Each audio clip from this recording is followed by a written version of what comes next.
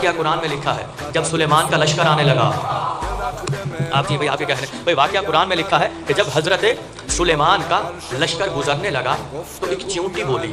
اس نے باقی چیونٹیوں سے مخاطب ہو کر کہا کہ دیکھو سلیمان کا لشکر آ رہا ہے، جاؤ جلدی جلدی اپنی بلوں میں چھپ جاؤ، کہیں ایسا نہ ہو کہ سلیمان کا لشکر تمہیں رونتا ہوا چلا جائے. اب کتنی چھوٹی ہے یہ چیونٹی، لیکن گفتگو کر رہی ہے، بات کر رہی ہے. اور جب جناب سلیمان وہاں سے گزرے تو انہوں نے اسی چیونٹی کو اٹھایا.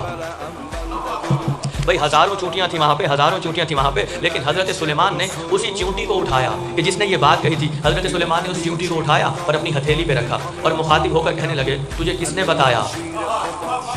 ہاں، اور مخاطب ہو کر کہنے لگے تجھے کس نے بتایا کہ میرا لشکر یہاں سے گزرے گا؟ چیونٹی نے پلٹ کر جواب دیا تجھے کس نے بتایا کہ اتنی چونٹیوں میں بات میں نے کی تھی؟ حقیقت علی مرود چیزوق و صفادی علی کون کرم دی علی باب سخادی علی